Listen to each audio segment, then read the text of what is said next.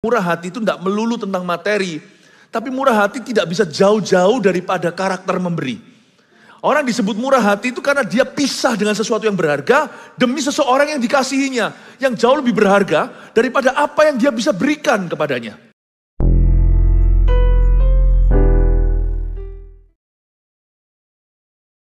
Haleluya. Berkat terbesar di hidup kami adalah kasih Yesus. Thank you Tuhan. Ajari kami untuk bisa juga mengasihi seperti Tuhan mengasihi. Ajari kami untuk mengasihi sesama kami. Dan ajari kami untuk mengasihi Engkau kembali. Thank you Tuhan. We love you too. For what you've done on the cross for us. Apa yang telah Kau lakukan di Golgota Kalvari itu. Kami mengasihimu untuk itu Tuhan. Terima kasih. Thank you Tuhan. Terima kasih. Kami menerima kasih itu. Kami bersyukur sekali. Ajari kami untuk mengasihi. Teach us how to love our family dengan caramu. Biar kami mengasihi dengan kasih Yesus. Bukan dengan cinta manusia. Bukakan pewahyuan itu Tuhan. Sembunyikan hamba-Mu di balik salib-Mu ketika hamba-Mu mengajari umat. Biarkan umat dapat berkat dari Tuhannya sendiri. Terima kasih Tuhan. Dalam nama Yesus, haleluya. Amin. God bless you. Berikan tepuk tangan untuk Roh Kudus yang ada di tengah kita. Saya beri judul begini. 15 hal yang bukan I love you. Mari kita buka sama-sama 1 Korintus 13. Buka di situ. Dan apa yang saya sampaikan ini bermata dua, bagi pemberi maupun penerima kasih. Kita bisa bercermin dengan list atau daftar yang ada di dalam firman ini. Kita yang memberi kasih, kita jadi mengerti, apakah kasih yang kita beri atau menurut kita itu adalah kasih. Segala sesuatu itu harus diuji. Jangan gampang percaya jikalau seseorang mengaku-ngaku. Bahkan juga jangan trust feelingmu. Perasaan Anda bisa salah pula. Semua harus diuji dengan kebenaran firman. Dan firman berkata bahwa kasih itu demikian. 1, 2, 3 dan seterusnya. Bagi seseorang yang memberi kasih, jangan pernah berkata gini, aku sudah mengasihi kamu. Kamu tidak berubah-ubah. Memang orang seperti kamu itu percuma. Gak bisa diharap, gak bisa diharap-harapkan. Apakah betul sungguh-sungguh Anda mengasihi orang itu? Kok bisa bilang begitu? Apa kata firman tentang kasih sesungguhnya? Bagi seseorang yang menerima kasih, yang terima janji-janji di PHP, janji palsu. Orang berkata I love you, tetapi gak mau menunggu. Kalau kamu cinta sama aku, maka kamu akan tidur sama aku. Padahal belum menikah nih. If you love me, kita diintimidasi. Atau jikalau seseorang berkata I love you, aku cinta padamu. Tapi habis itu selalu pesimis tentang dirimu. Orang bicara I love you, ngomong aku cinta padamu. Tapi selalu orang itu membocorkan rahasiaku. Gak tahu kenapa, tersinggungan, gampang sekali percaya hal-hal yang negatif tentang diriku. Kamu belum lihat sendiri daripadaku. Kamu belum dengar dari aku. Orang ngomong langsung kamu reaksi. Orang bilang langsung kamu percaya. Langsung kamu tuduh-tuduh, pasang mata curiga. Banyak hal yang disebut kasih itu bukan sama sekali di dunia ini. Dari mana kita tahu? Ya harus bercermin dengan firman. 15 hal yang bukan I love you. Baik, untuk pemberi kasih maupun penerima kasih, mari kita uji. 1 Korintus 13 ayat 4 sampai ayat yang ke-7. Kita baca bersama-sama yuk, kan gak panjang ya. Ini adalah surat Paulus tentang kasih. 1, 2, 3. Kasih itu sabar, kasih itu murah hati, ia tidak cemburu, ia tidak memegahkan diri dan tidak sombong. Ia tidak melakukan yang tidak sopan dan tidak mencari keuntungan diri sendiri. Ia tidak pemarah dan tidak menyimpan kesalahan orang lain. Ia tidak bersuka cita karena ketidakadilan, tapi ia bersuka cita karena kebenaran. Ia menutupi segala sesuatu, percaya segala sesuatu, mengharapkan segala sesuatu, sabar menanggung segala sesuatu. Katakan amin. Kalau Anda bersama dengan keluarga Anda, toleh kanan kirinya katakan I love you. Kalau enggak jangan ngecuan.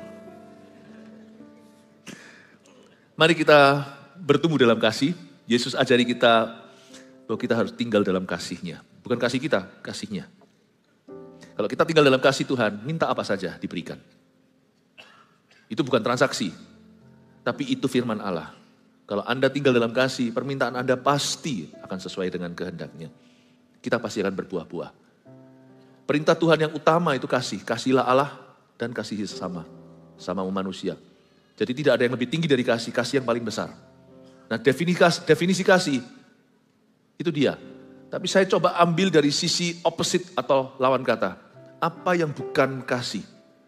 Jangan gampang percaya orang bilang I love you. Uji dulu. Dan jangan juga merasa Anda sudah mengasihi jikalau kasihmu tidak teruji. Karena kasih itu bukan pilihan. Kasih itu bukan perasaan. Tapi kasih itu adalah tindakan nyata.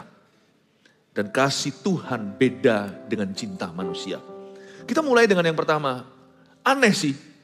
Harusnya kalau saya menulis surat ini, saya akan tulis kasih itu berkorban. Katakan melihat heroik tindakan pahlawan orang itu menyerahkan nyawanya. Lalu habis itu orang yang langsung memberi badannya kena peluru supaya orang lain tidak mati. Kasih itu kan berkorban. Tapi sangat praktis sekali. Justru yang nomor satu pembuka buku. Kasih itu sabar. Saya kasih bocoran ya. Kasih itu dibuka dengan sabar, ditutup dengan panjang sabar. Coba Anda baca nanti. Di ujung tadi dari ayat yang kita bacakan, sabar menanggung segala sesuatu. Sabar ini agak sedikit underrated. Dia tidak terlalu menarik sih. Khotbah tentang kesabaran tidak akan viral. Khotbah tentang panjang sabar apalagi. Wah, orang gak mau di zaman dunia yang instan. Tapi kalau tidak bermula dengan sabar, semua tentang kasih itu omong kosong belaka sampai ujungnya. Kalau kita tidak sabar, semua definisi lain tentang kasih tidak berlaku. Kalau belum apa-apa udah gak sabar, jebol semuanya sampai ujungnya. Kasih itu sabar. Berarti nomor satu, hari ini ada 15 ya poinnya. Gak apa-apa, satu persatu saya keluarkan, nanti ujungnya keluar semua, nanti bisa difoto sekalian bonusnya bisa foto pembicaranya. Just joking, bercanda. 15 hal yang bukan I love you, mari kita buka buku. Nomor satu, tidak mau menunggumu. Itu bukan I love you. Orang bilang I love you tapi tidak punya waktu dan tidak mau menunggumu, itu orang bohong. Dia tidak mengasihimu. Dan kalau Anda yang mengaku-ngaku I love you pada seseorang tapi tidak sabaran sama orang itu, dusta. You don't love that person. I love you, translationnya, terjemahan kebenaran. I love you itu artinya I sabar with you. Kalau I gak sabar with you, berarti I don't love you. Gitu aja loh, jangan gampang-gampang berkata love. Love itu terjemahannya sabar. Kadang-kadang kalau saya sama keluarga sendiri atau orang dekat, kadang-kadang kita bisa lebih sabar sama strangers atau orang asing. Tapi kalau orang sendiri itu kita gak sabaran. Saya jadi cemburu untuk orang-orang yang saya cintai. Kok aku begitu ya? Sama orang lain aku lebih sabar, tapi sama orang sendiri aku lebih gak sabaran. Jangan-jangan aku gak mengasihi orang yang di dekatku. Dan sama orang lain aku pura-pura. Kasihmu itu teruji bukan sama orang asing, tapi orang sendiri. Di level sabarmu itulah level kasihmu pada orang itu. Kalau kita gak sabar, kita gak cinta sama dia. Udah gitu aja. Jadi kalau kita ini yang rindu mengasihi keluarga kita, I love my family, tapi kita gak sabaran sama keluarga sendiri. Agitated ya. Lebih gampang provoke, lebih gampang terprovokasi. Agitated itu orangnya gerah, gampang marah. Dikit-dikit naik pitam, dikit-dikit naik pitam. Jangan-jangan memang ya itulah level kasihmu pada keluargamu. Dan kalau Anda ketemu orang misalnya bilang I love you, tapi dia gak sabar sama Anda. Gak sabar. Ya berarti Anda juga harus secara realistis mengukur bahwa kasihnya gak seberapa kepada dirimu. Jangan cepat-cepat gampang percaya terbuai. Jangan mudah untuk begini loh. Kakinya. Jangan gampang swept you by your feet. Jangan gampang kita tuh langsung terbuai. Karena kasih itu translated patience. Kata benda. Kasih itu sabar. Sabar itu kasih.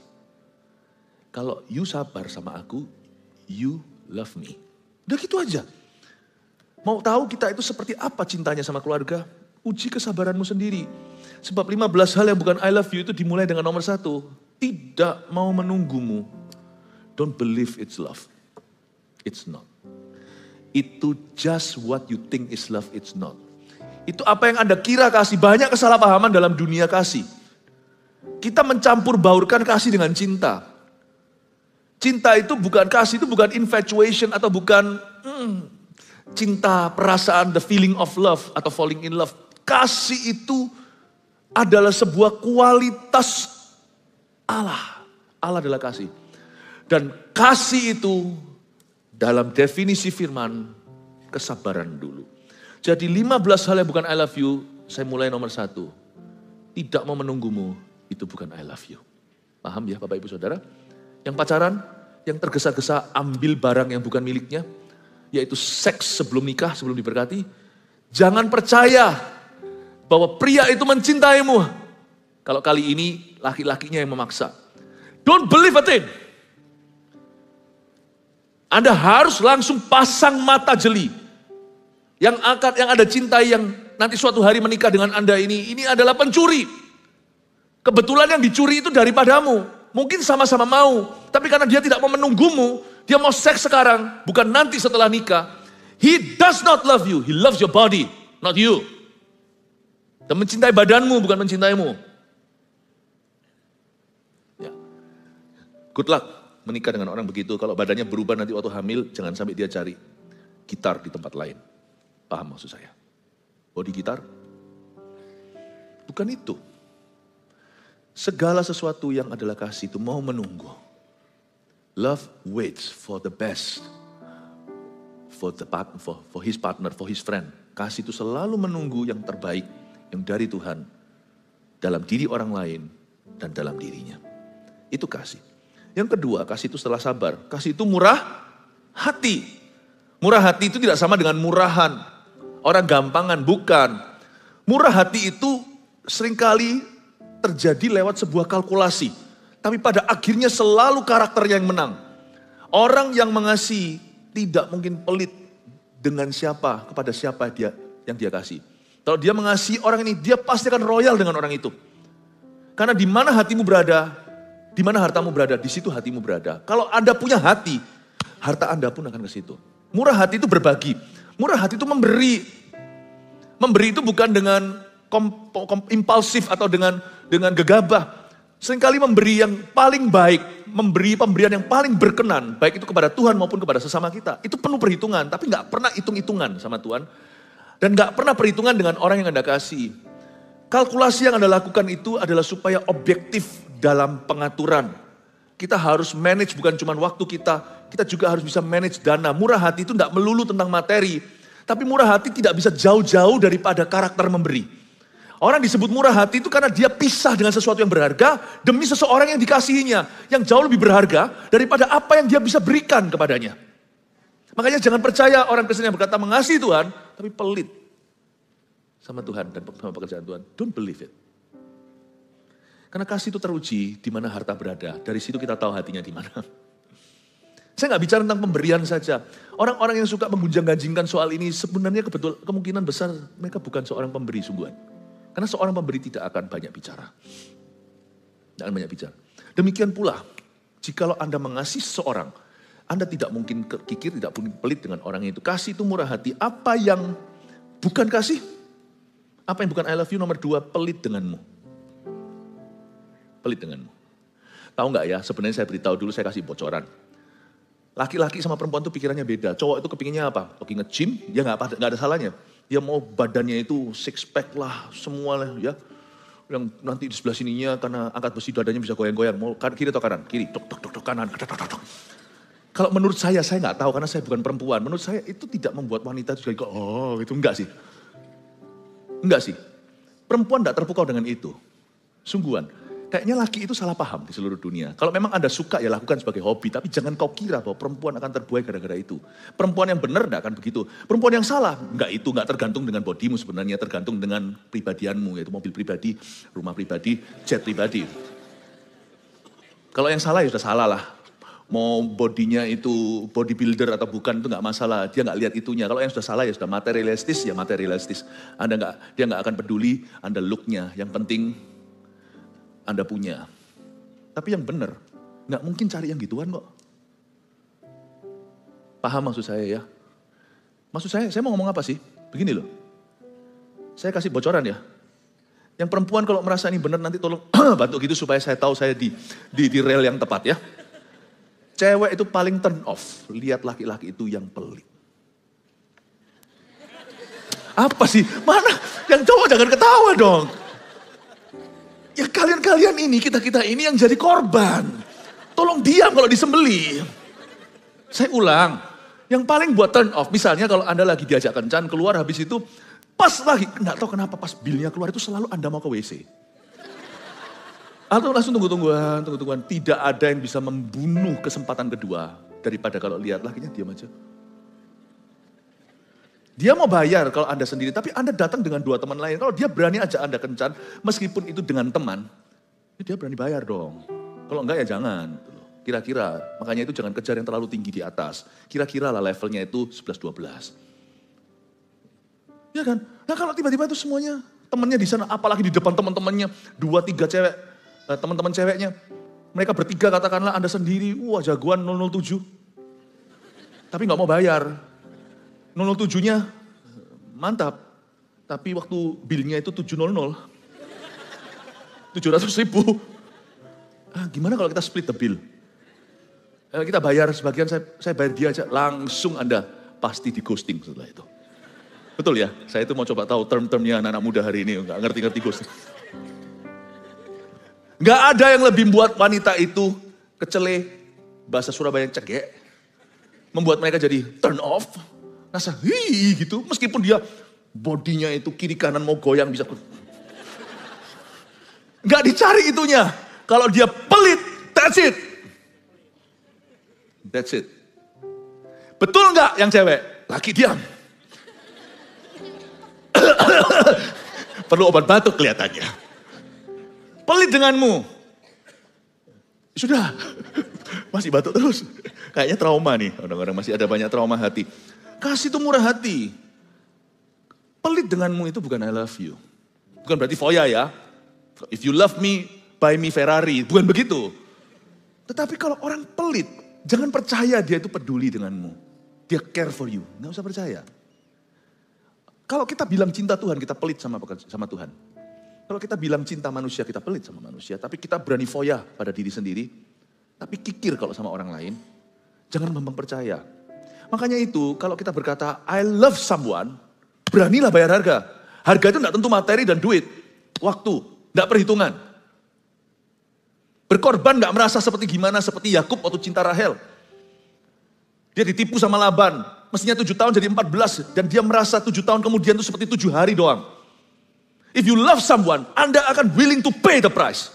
Anda pasti murah hati. Murah hati itu sisi murahnya di Anda, bukan di orangnya. Demi membeli, ini bukan berarti orang bisa dibeli ya, tapi demi membeli kasihmu kepadanya, Anda jadikan semua pengorbananmu itu murah di matamu sendiri. It's nothing. Hanya ini Tuhan persembahanku, segenap hidupku, jiwa dan ragaku, sebab tak kumiliki harta kekayaan. Mungkin dia beri segalanya, masih merasa gak cukup. Yang cukup berarti, untuk persembahkan, hanya ini Tuhan. Apa?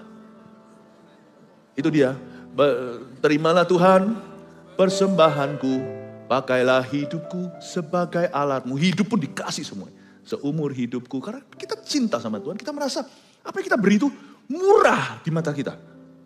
Dia yang mahal. If you love someone, Anda pasti dengan bijaksana ya, bukan yang ngawur, Anda pasti brol-brolan. Pasti. Dan saya gak ngomong soal persembahan. Saya ngomong soal hati yang mencintai. Pelit denganmu, bukan I love you. Jadi pikirkan lagi, sungguh entah Anda mengasihi itu, baik itu manusia atau Allah. Do you really? Kenapa gak pernah bayar harga? Cuma Kristen gitu-gitu doang. Do you really love Jesus? Maybe not. Maybe not. Do you really love your family kalau kita gak punya waktu untuk mereka? Maybe not. Kita bisa ngaku-ngaku, kalau aku udah cinta kan aku udah akan hidupi anak-anakku. Ya, aku tahu. Anda memberikan apa yang Anda ingin berikan. Anda tidak memberikan apa yang mereka sungguh-sungguh butuhkan. Sebab kalau Anda sungguh-sungguh mencintai mereka, Anda pasti dengarkan. Dan apa yang mereka butuhkan, Anda pasti akan berikan. Tidak mungkin Anda akan tahan kebaikan. Murah hati itu memberi. Murah hati itu berbagi. Murah hati itu berkorban. I love you itu berarti I'm willing any day to sacrifice for you. Saya rela kapanpun untuk berkorban bagimu. Kasih itu sabar, kasih itu murah hati. Ketiga, ia tidak cemburu. Ini bukan cemburu, gak cemburu sama mantan. Kalau gitu sesuatu yang salah itu. Kalau Anda lihat suami Anda teman tapi mesra sama mantannya, Anda tidak cemburu, something wrong with you. Tidak cemburu di sini itu tidak envy your success.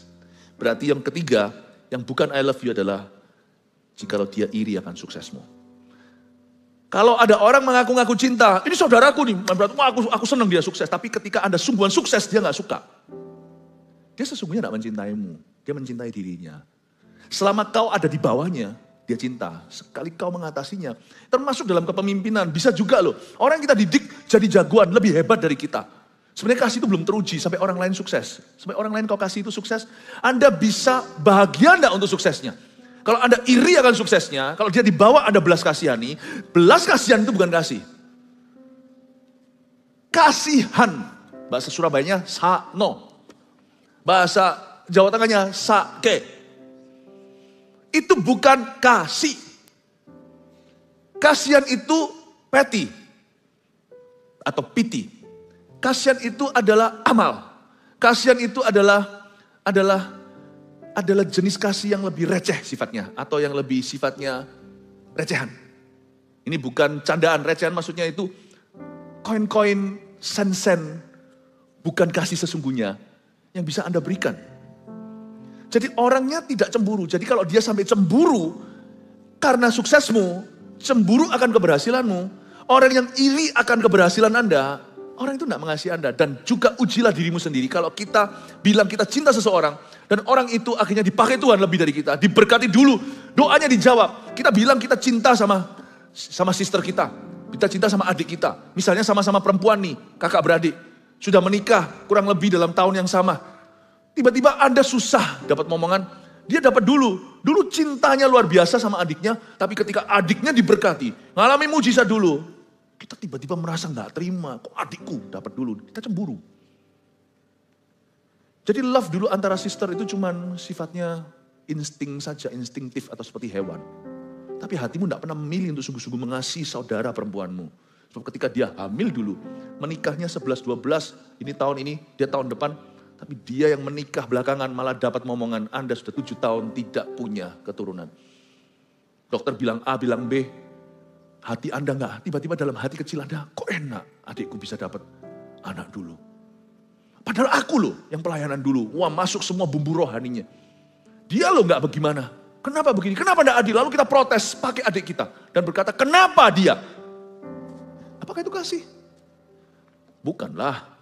Instinktif saja, seperti hewan pasti akan melindungi, seperti singa pasti melindungi anak singa, seperti anjing pasti juga akan melindungi sesamanya, kalau di dalam pack atau di dalam kelompoknya, pasti. Tapi itu instinktif. Kasih yang dimaksudkan di sini bukan yang sifatnya hewani. Ada anjing waktu hamil, lahirkan anjing besar, dia nggak ngerti, anaknya mati, dia makan sendiri. Pernah kejadian seperti itu? Dia instinktif, dia cinta, tapi ketika anaknya tidak ada dia makan. Ya itu namanya hewan, dia nggak punya pilihan. Semuanya insting saja. Kalau manusia punya pilihan, anak dicipta dalam gambar dan rupa Allah. Kita punya pilihan untuk cemburu, iri, atau kita punya pilihan untuk berbahagia, untuk berkat orang lain yang kita sungguh-sungguh nanti-nantikan dan inginkan, kita sendiri nggak punya. Orang lain dapat dulu, orang lain diberkati, orang lain sukses dulu. Can you be happy for that person? If you can't be happy for that person, you really, truly love that person. Kalau Anda bisa bahagia untuk orang itu, berarti Anda sungguh-sungguh mengasihinya. Kita melihat berbagai jenis kasih yang bukan kasih sama sekali. Minimal itu bukan kasih Tuhan. Itu kasih instingtif manusia. Kasih hewaninya manusia. Kasih primitif, bukan kasih Kalvari. Kita melihat banyak kok cerita orang itu sangat dipedulikan, sangat dibantu ketika dia dibawa. Tapi sekali dia diberkati, sekali dia dipakai Tuhan, rasanya kayak tiba-tiba jadi saingan. Ini yang saya sebut kasih level komunis ya begitu. Kalau kita sama-sama rata gak apa-apa. Sekali you menonjol satu kepala, gua tebang. Berapa banyak orang kayak gitu sih sungguhan? Dalam dunia gereja berapa banyak juga? Berapa banyak orang yang ikut gereja juga mikirnya gereja itu kecil. Wah kasihan. Sekali dia berhasil karena mengelola dengan baik. Dan Tuhan pakai urapan terjadi, jiwa-jiwa diselamatkan. Dan membesar tiba-tiba. Nggak layak untuk dukungan kami. Level komunis. You only love people if they're poor.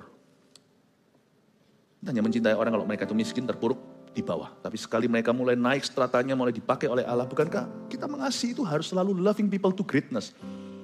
Kita itu kalau mencintai orang itu harus mengasihi orang itu sampai dia besar.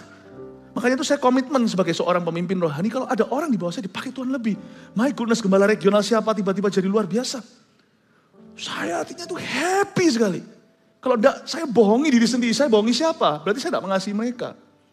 Mengasihi orang yang lebih less fortunate, yang tidak seberuntung Anda, itu mudah, itu belas kasihan. Jangan pernah mistaken, jangan pernah Anda salah paham. Jangan pernah Anda itu, jangan sampai kita itu juling secara definisi. Nggak bisa membedakan antara kasih dan belas kasih. Belas kasih, itu bukan kasih, itu hanyalah kasihan. Ia tidak cemburu. Jadi kalau Anda mau tahu Anda mengasihi orang itu atau tidak, tunggu dulu sampai dia sukses. Coba lihat, Anda masih mendukung, percaya pada dia, untuk terus mendoakan.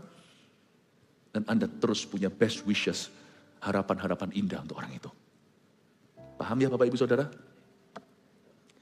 Tidak heran kadang-kadang, bahkan manusia itu bisa begitu primitif hewani, sampai-sampai. Bisa jadi loh ya, orang tua sendiri sama anak, bisa saingan loh, kalau nggak hati-hati. You never know. Jaga hati dengan segala waspada. Anda tidak bisa percaya hewan di dalam dirimu itu namanya kedagingan. Tidak bisa percaya. Karena itu kasih itu harus selalu masuk hadirat Allah. Diperbaharui. Bukan hanya diuji, diperbaharui Tuhan. Give me your love. Your love. Not this animal love that I'm feeling. Bukan cinta yang secara hewani, naluri. Kasih aku truly yang sejati.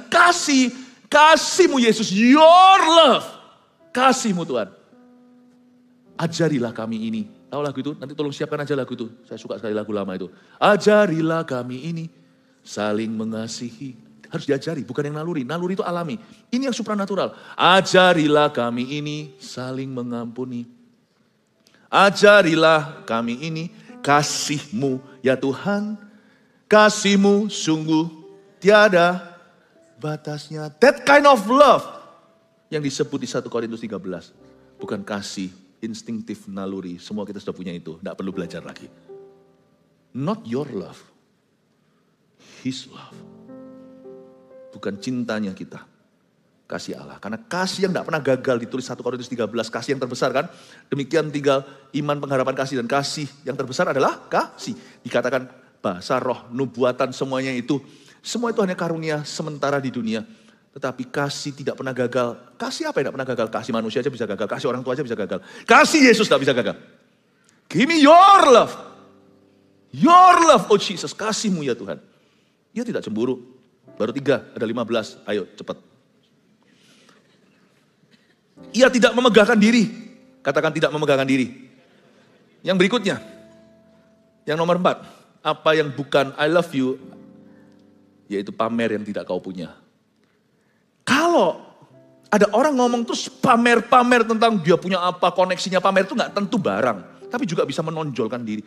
Sebenarnya kelihatannya dia itu seperti mau sharing, tapi sebenarnya it's all about him. Tentang dirinya. Pamer yang tidak kau punya. Mentang-mentang tahu Anda tidak punya itu, dipameri itu. Lain cerita kalau dia melakukan sesuatu, dia punya sesuatu, atau melakukan sesuatu, dia simpan untuk dirinya. Dan untuk kenikmatannya, atau untuk tujuan hidupnya. Atau hanya untuk, karena sesuatu berkat dalam hidupnya. Tapi kalau dia secara sengaja menampilkan itu, memamerkan itu, dan mentang-mentang Anda dan saya tidak punya itu, lalu dia pamerkan itu, Anda jangan kepancing ya. Kalau hati yang penuh kasih Yesus itu pasti senang untuk berkat orang lain. Kadang-kadang orang pamer pun kita gak kerasa, kita malah ikut memuji, wow, dia malah senang. Kita gak dosa, dia tambah dosa. Jadi orang itu yang polos saja, jangan yang garis-garis kotak-kotak. Kalau kita motivasinya itu bersih, orang itu pamer sama kita gak ngerti, kita malah happy untuk dia, I'm so happy. Jadi orang itu sendiri pun kena kipas-kipas seperti sate itu semakin cepat matang. Semakin matang dosanya. Jadi semakin pamer, Anda tidak kerasa. Karena Anda itu orang yang polos di depan Tuhan. Anda senang bukan memuji-muji dia, apalagi menjilat, tidak. Tapi Anda tidak tahu kalau Anda sedang dipameri. Dan Anda sama sekali gak iri. Dan itu orang happy. Tiap kali ketemu Anda pamer lagi. Tiap kali ketemu Anda ngomong gede lagi. Ngomong gede, ngomong besar lagi. Dia gak kerasa. Anda semakin diberkati Allah karena Anda tidak iri. Tidak ada bedanya ada tidak ada yang dia katakan itu bagi Anda tidak inginkan. Anda tidak pernah melakukan dosanya yaitu mengingini harta orang lain, istri orang lain, pasangan orang lain, keledai orang lain, luck atau keberuntungan orang lain Anda tidak miliki. Tapi orang itu semakin hari semakin matang dosanya. Orang yang suka pamer apa yang tidak kau punya, orang itu tidak mencintaimu. Dia memakaimu sebagai objek penyembahannya, menyembah dirinya. Kita aja jangan kepancing.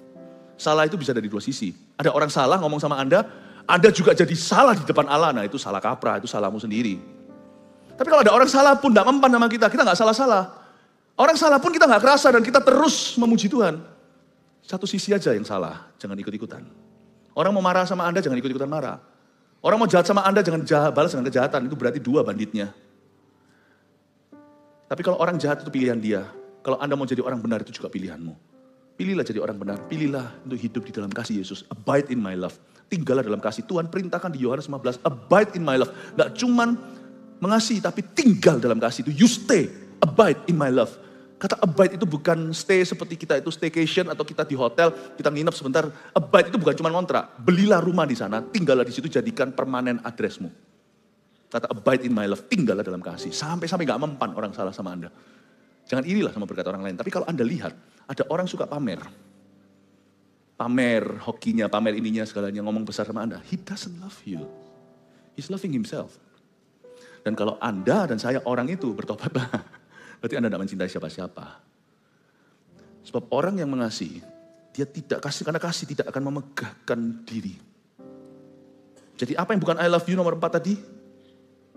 Yang pamer yang tidak kau punya, itu bukan I love you. Ya? Masih mengikuti saya? Lanjut lagi ya. Ini saya rasa kita ini lagi di detox ini sekarang ya. Toksik-toksiknya mau keluar. Sekali lagi ini pedang bermata 2, jadi tertuju kepada pemberi kasih. Kalau kita berada dari sisi pemberi atau resipien kasih atau penerima kasih. Dua-dua perlu diuji. Ya, yang berikutnya. Bukan hanya ia tidak memegahkan diri, tapi juga dia tidak sombong. Yang kelima, apa yang bukan I love you? Kalau Anda lihat ini jelas-jelas bukan kasih. Merasa kau tidak layak untuknya. Sombong. Di mana ada sombong itu berarti ada orang yang layak, ada orang yang tidak layak. Kasih itu selalu mengangkat. Ingat, kasih itu selalu mengangkat.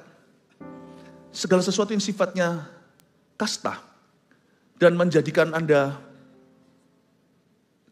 segala sesuatu yang memposisikan dirinya seperti sebuah kasta, itu bukan kasih. Kasih itu tidak sombong. Kata sombong di sini itu sombong itu kan relatif. Susah sekali untuk bilang kita sombong atau enggak. Jangan pernah Anda menguji orang lain. Ujilah dirimu sendiri dan minta Tuhan mengujimu. Seperti lagu itu. Ujilah aku Tuhan. Cobalah aku Tuhan. Lihatlah apakah ada yang serong di hatiku. Tuntun aku di jalan yang kekal. Sombong itu susah sekali. Sangat tricky. Coba saya tanya begini ya. Bisa maju ke depan. Ya, nama siapa? David. Oke, Anda Raja Daud. Amin.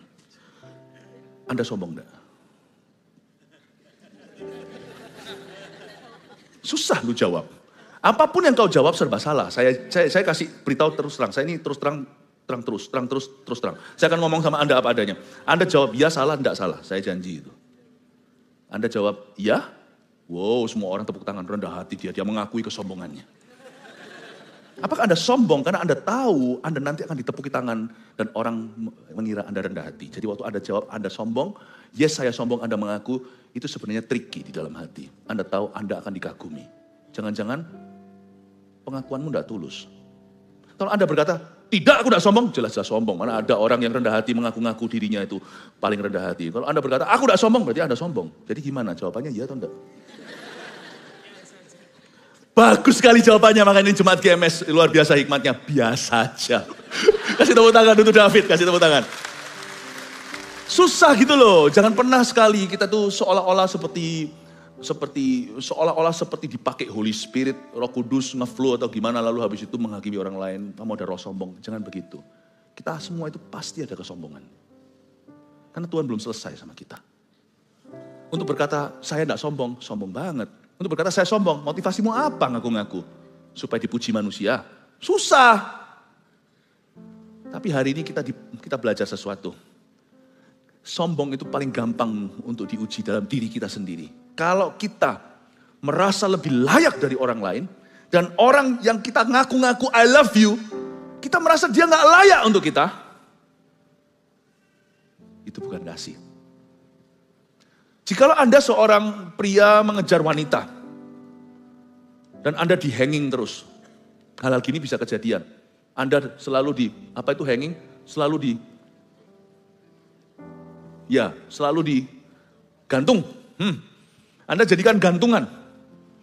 Dan dia berkata, I love you, tetapi habis itu tidak pernah sungguh-sungguh mau denganmu, tapi suruh dirimu menunggu selama-lamanya. Kasih satu sisi itu namanya bertepuk sebelah tangan, gak ada suaranya.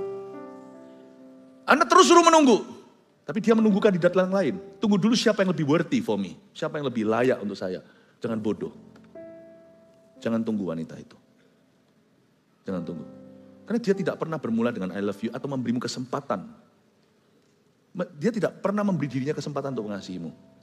Lain cerita kalau dia seleksi, dia pelajari kehidupanmu, dia mau tahu dengan penuh doa dan pertimbangan. Lain cerita kalau Anda dihanging dan digantung. Sebab pada dasarnya dia merasa kau kurang layak untuknya. Dia cari yang lebih layak untuknya. Jangan bodoh, jangan tunggu. Dia bukanlah wanita yang harus kau nantikan. Paham ini Bapak Ibu Saudara? Sebab ketika ada orang yang merasa kau tidak layak untuknya, dia sudah tidak bisa mengasihimu. Dia nggak bisa. Dan kalau Anda merasa orang itu tidak layak untuk aku, Anda tidak bisa mengasihi dia. Kasih itu selalu launching pad-nya itu sama, di mana I would like to know you. Aku ingin mengenalmu. Kasih itu selalu apron tempat terbangnya pesawat, take off boardingnya itu selalu bermula dari sebuah kesempatan setara di mana Anda memberi kesempatan pada orang lain untuk mengenal Anda dan Anda mengenal dia.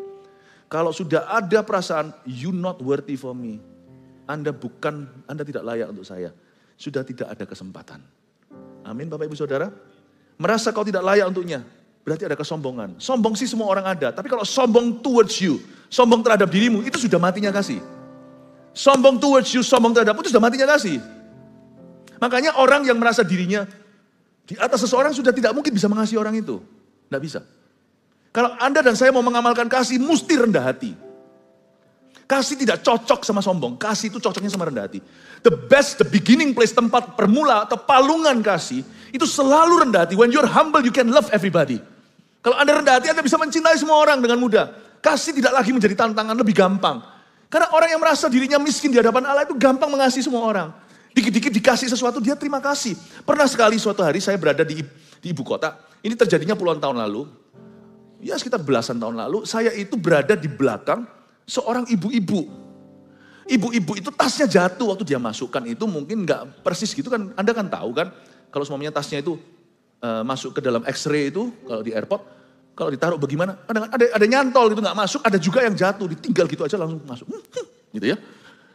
Ini kan stranger, orang asing saya nggak tahu. Tapi kan saya ini seorang orang Kristen. Saya diajari oleh Tuhan untuk ringan tangan. Bukan panjang tangan, untuk mencuri, ringan tangan. Tasnya jatuh, satu-satunya nyantol. Saya kata, bu. Loh ini kan urusanmu, saya juga dilema. Saya masuk aja peduli amat. Tapi tasnya dia menghalangi, tasku mau masuk ke situ kecuali tak minggirin.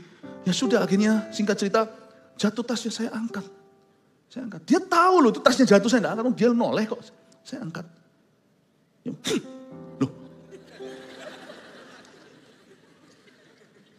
Loh, aku salah apa? Terus saya masukkan ya. Nggak ada terima kasih.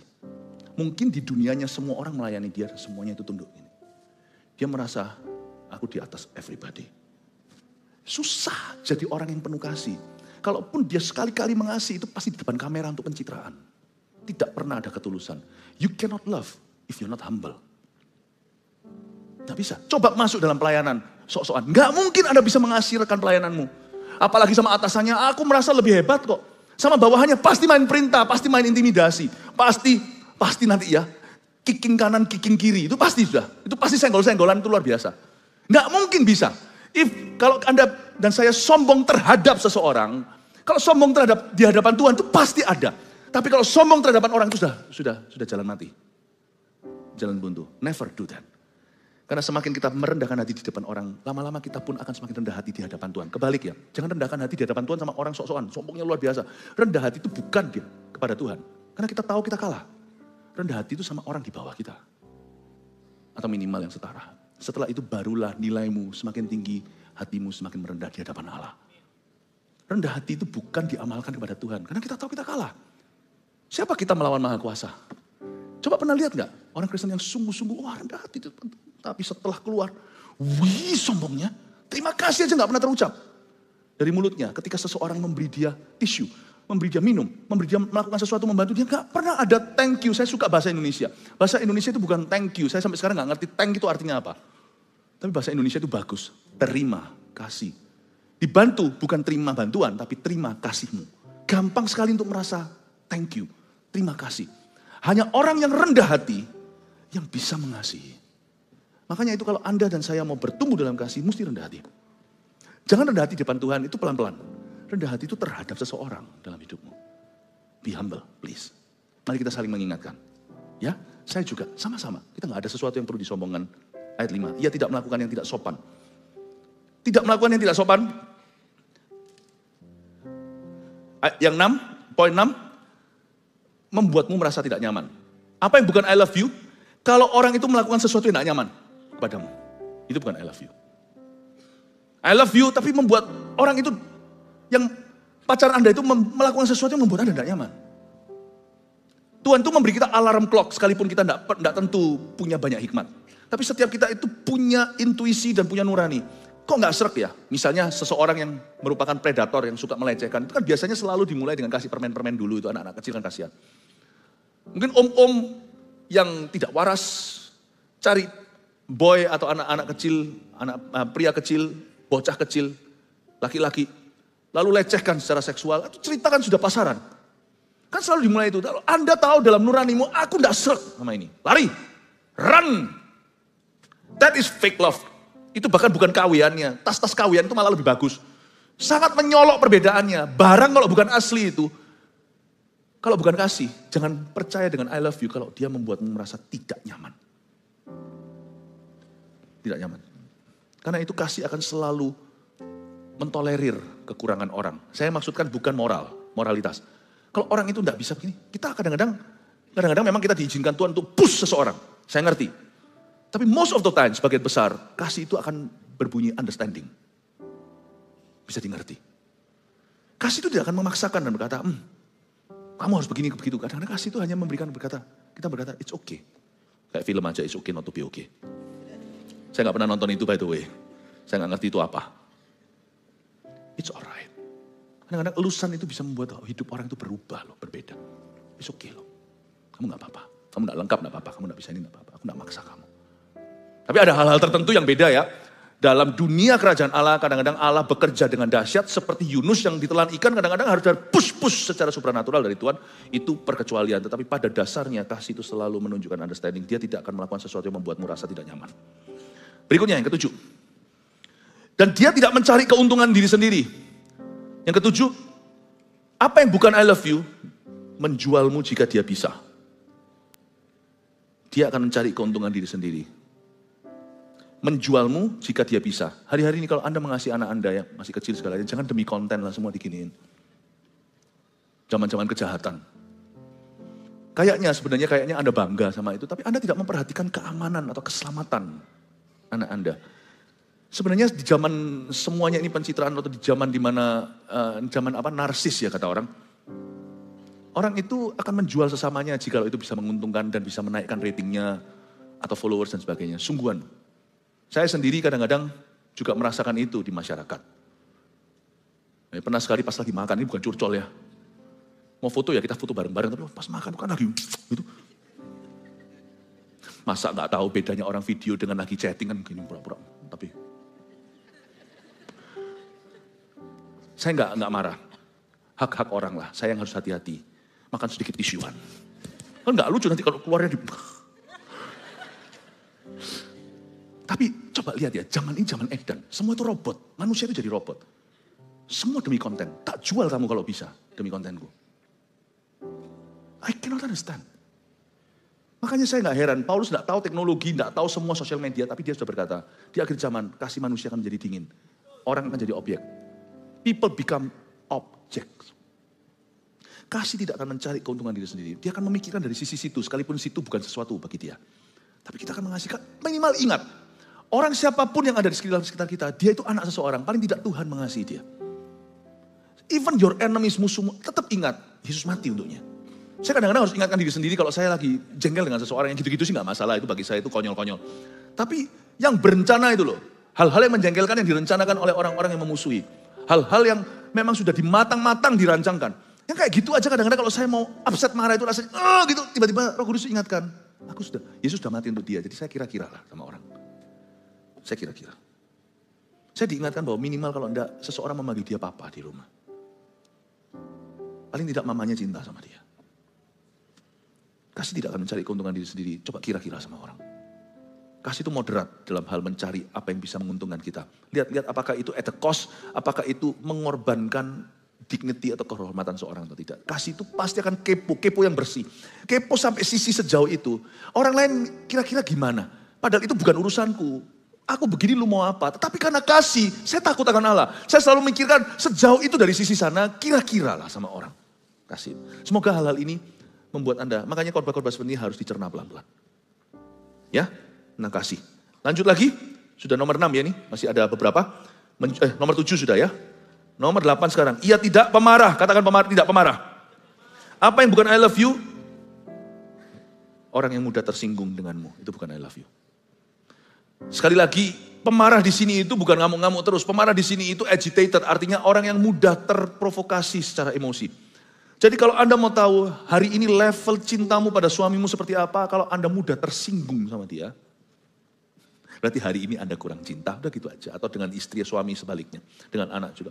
Mudah tersinggung denganmu, gampang ngamuk. Jangan ngaku-ngaku I love you.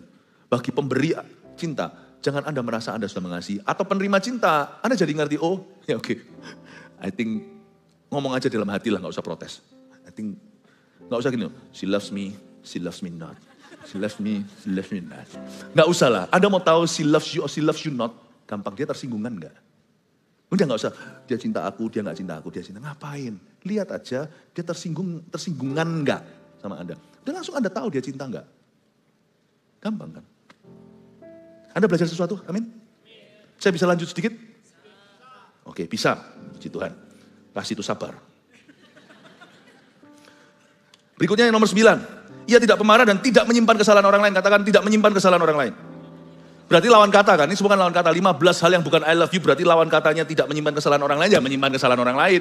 Kalau orang yang menyimpan kesalahan lain, orang itu gak cinta. Jadi yang ke-9, suka mengungkit kesalahanmu itu bukan I love you. Ini sering terjadi di dalam sebuah hubungan yang posesif. Dia akan suka mengungkit kesalahanmu. Seolah-olah dia mengasihimu. Seolah-olah dia peduli. Tapi diungkit terus. Orang yang mengungkit kesalahan tidak mengasihi. Dan kalau Anda punya kesalahan diungkit terus sama orang itu. Bukan demi pertobatanmu atau koreksi yang membangun. Tapi diungkit melulu. Saya rasa he doesn't love you. Udah gitu aja. Dia gak mencintaimu. Sebab orang yang suka mengungkit kesalahan itu berarti orang itu sama sekali tidak cinta.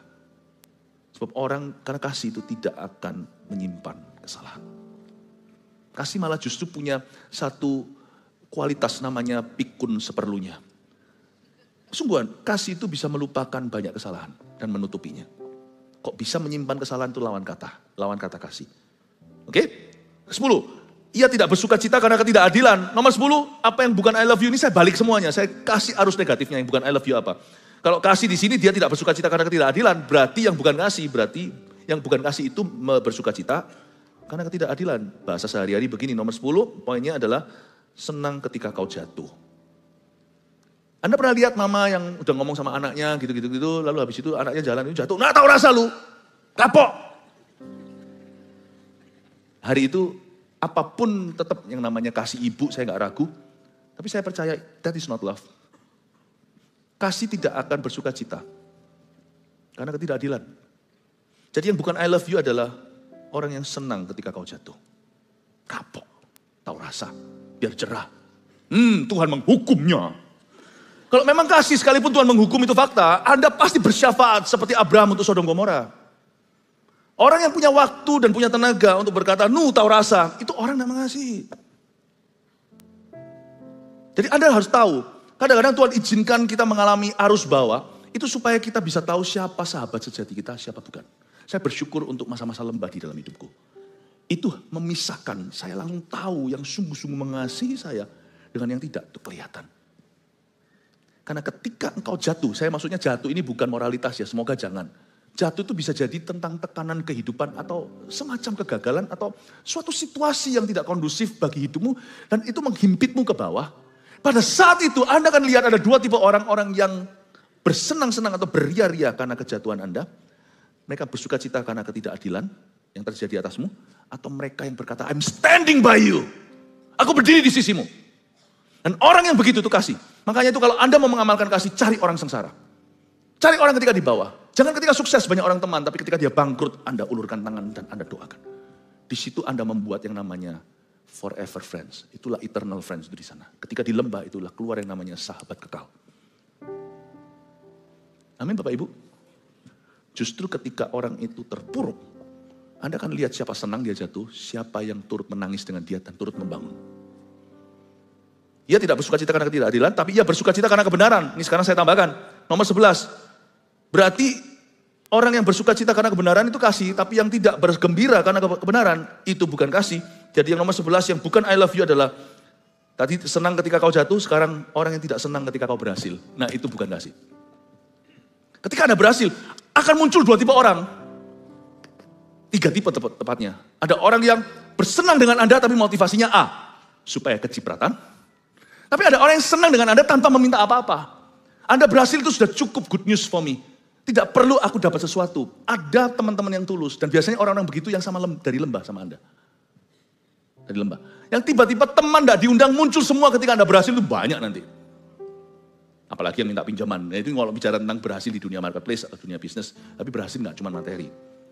Tapi ada, ini tipe 1A, B. Tapi ada tipe yang kedua. Ketika Anda sukses, Anda dicibir. Gitu aja kaya. Gampang lah orang itu kebetulan. Jadi mencoba untuk mengkorting glorimu. Meskipun kita tidak mencuri kemuliaan, semua kemuliaan itu Tuhan. Tapi tetap akan ada orang yang akan mendiskount effortmu. Kok potongan harga itu yang dipotong harga orang lain yang bayar. Itu kan bukan urusan, itu mahkota dari Tuhan. Kenapa kita yang memotong harganya? Kita seperti seolah-olah menghambarkan semua usaha orang itu. Pengorbanan, keuletan, dan semua penderitaan yang harus dialami. Kita rasanya, gitu aja, orang gitu ya banyak kok. Kalau Anda dengar begitu, itulah satu orang yang tidak mengasihimu. Dan kalau Anda begitu sama orang, Anda tidak mengasihi dia. Ia bersuka cita karena kebenaran, berarti orang yang tidak senang ketika kau berhasil, itu bukanlah I love you. Sedikit lagi ya, udah mau selesai nih. Tinggal 12, 13, 14, 15. Ayat 7, ia menutupi segala sesuatu, katakan menutupi segala sesuatu. Berarti yang bukan I love you, yang buka segala sesuatu. Nomor 12, memberitakan aibmu. Menceritakan. Itu bukan kasih. Jadi kalau ada orang ngomong sesuatu, yang bagus dibuat jelek, wah itu parah sekali. Sedangkan yang jelek aja kita gak boleh jelekkan. Menceritakan, membuka aibmu. Itu bukan I love you. Itulah sebabnya, kalau kita itu, jangan biasakanlah ya menjatuhkan orang di depan orang. Atau sembunyi-sembunyi di balik orang. Janganlah. Karena memberitakan aib itu bukan kasih. Malah kasih itu menutupi segala sesuatu. Nomor 13. Saya gak perlu panjang lebar. Udah tinggal sedikit lagi. Percaya segala sesuatu. Katakan percaya segala sesuatu. Jadi lawan katanya kasih yang bukan I love you. Kalau kasih itu percaya segala sesuatu. Berarti lawan jenisnya gampang percaya negatif tentang dirimu. Anda lihat ya. Orang itu sungguhan mengasihi Anda atau tidak itu gampang sekali. Kalau dia dengar hear says, there says, nggak dengar langsung dari Anda. Langsung gampang nyalain Anda. Langsung negatif. Orang berkata, trust me, he doesn't truly love you. Orang yang gampang sekali, karena kasih itu percaya segala sesuatu. Sehingga lawan katanya, berarti kalau Anda ada seorang yang gampang percaya yang negatif tentang dirimu, tidak tentu terbukti. Yang terbukti pun dia masih uji dan dia akan tanya langsung kepadamu. Betul nggak? Oh enggak, atau iya ternyata lu kok gitu. Nah dia pasti akan protes kalau dia mengasihi, dia tidak akan yes man. Tapi kalau enggak dia akan berkata, iya kan aku sendiri sudah tahu. Orang seperti itu sahabat sejati. Bela dulu, bukan berarti bela yang salah. Lalu habis itu tuding kamu. Lalu habis tanya, gimana ini minta pertanggungjawaban Anda. Tapi orang yang belum apa-apa dikit-dikit langsung memihak di musuhmu dan memusuhimu. Anda tahu dia bukanlah sahabat yang berakar dengan Anda. Jangan jadikan orang itu pasanganmu. Baik itu pasangan kongsian, apalagi pasangan pernikahan, or whatever. Trust me, dia bukanlah your confidentiality. Bukan your confidant, kata confidence di situ. Dia bukan someone you could confide in, bahasa Inggrisnya. Anda tidak bisa menaruh rasa percaya, kepercayaan itu tidak. Percayaan pribadimu Anda tidak bisa serahkan dirimu pada orang itu. Cannot. Karena dia gampang percaya yang negatif tentang dirimu. Amin? Berarti itu bukan hubungan asli, itu hubungan palsu. Dikit lagi ya. 14. Lalu kasih itu mengharapkan segala sesuatu. Katakan mengharapkan segala sesuatu. Berarti lawan katanya yang merupakan, yang bukan I love you. Lawan katanya mengharapkan segala sesuatu ya orang itu pesimis lah tentang kita. Yang ke-14, pesimis mengenaimu. Kasih sih kasih, but I don't believe you can do it. Lain cerita kalau secara objektif dia peringatkan, kamu jangan gegabah. Itu penuh dengan doa dan pertimbangan, perhitungan dan ada penjelasan. Tapi kalau orang itu nggak percaya, mana bisa kamu bisa. Kelihatannya kasih, jangan mau dibelas kasihani. Saya paling anti dikasihani orang. Saya nggak mau. Dan saya juga nggak memaksa orang percaya saya bisa. Sehingga kalau saya melakukan sesuatu, saya harus bisa menjelaskan ke orang itu. Saya harus bisa menginspirasinya untuk bisa melihat yang saya lihat. Tapi saya tidak mau dibelas kasihani. Tapi jikalau sekalipun Anda lakukan itu semuanya, tetap ada orang yang selalu pesimis dengan Anda. Mana mungkin kamu bisa, mana mungkin kamu mau pesimis. Itu bukan I love you. Daripada gitu, mendingan saya punya musuh. Daripada sahabat yang pesimis sama saya. Kasih saya musuh, saya bangkit optimis. Kasih saya sahabat pesimis. Kamu coba jatuhkan aku, tah? Kamu itu mau melemahkan saya. Kamu itu mau dismantling atau apa itu ya. Bahasa Ibraninya dismantle itu pretelin. Kamu itu mau apa itu? Pretelin itu apa? Dismembering. Dicopot satu-satu. Kamu itu mau meruntuhkan semua fisikku ya. Pesimis banget. Daripada sahabat pesimis gini, gue gak perlu musuh punya kamu. Mendingan kasih saya musuh sungguhan. Yang langsung datang ke saya dan berkata, aku lawan kamu. Mendingan ayo.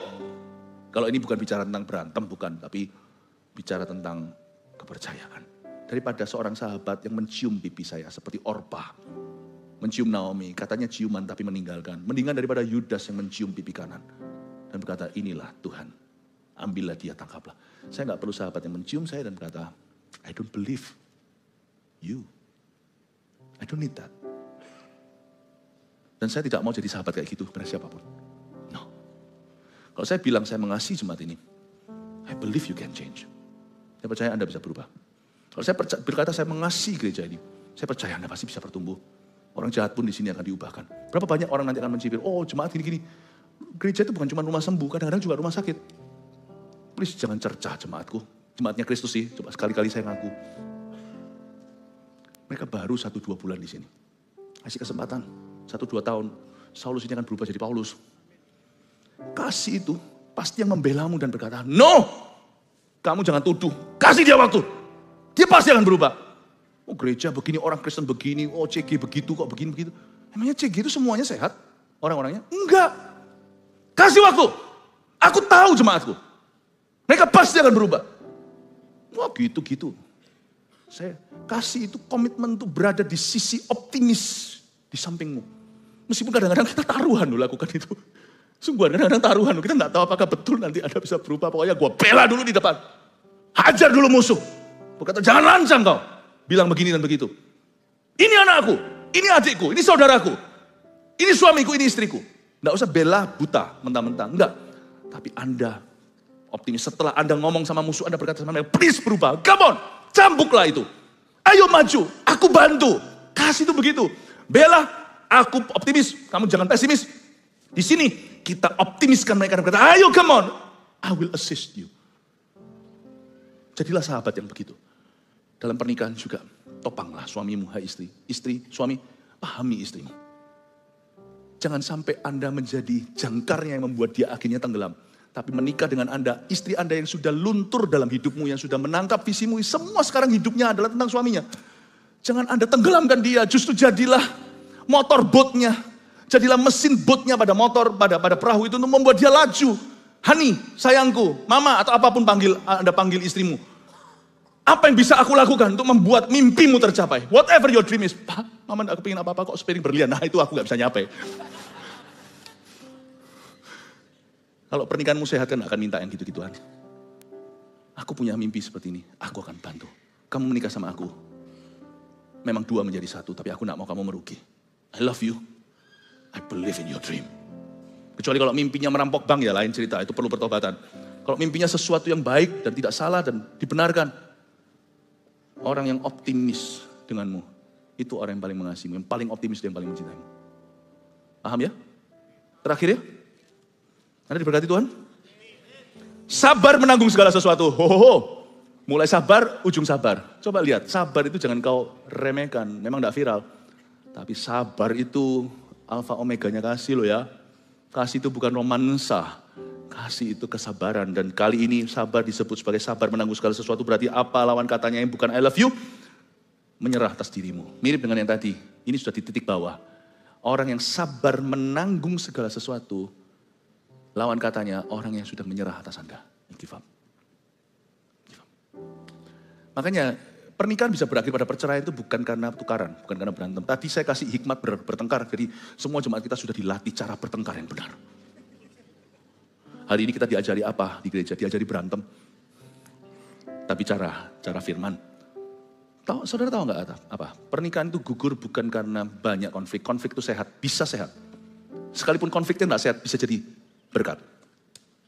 Yang membuat menyerah adalah kehilangan kasih. Kapan orang itu cerai? Dia give up. Dia give up. Ya sudah, nggak ada apa lagi yang bisa dipertahankan. Karena orang yang menyerah atas dirimu sudah tidak sabar menanggungmu. Tidak pernah sabar menanggung segala sesuatu. Jadi orang yang paling mengasihi adalah orang yang tidak pernah menyerah atas dirimu. Seluruh dunia bisa menyerah, bumi, gunung dan bukit sudah beranjak. Tapi kasih setia Tuhan tidak akan beranjak. Tak akan beranjak, tak akan bergoyang, tak akan beranjak, tak akan bergoyang. Orang terakhir yang paling mengasihi Anda di dalam hidup ini selain Yesus adalah orang terakhir yang tetap berdiri sama Anda ketika seluruh bumi, bukit, gunung sudah beranjak dan give up on you. Orang terakhir yang berkata, I still believe in you. I have not given up on you. Aku belum menyerah atasmu. Itu orang yang paling mengasihimu setelah Yesus. Mungkin cari orang itu susah. Anda jadi aja orang itu bagi seseorang dalam hidupmu. Amin. Udah belajar.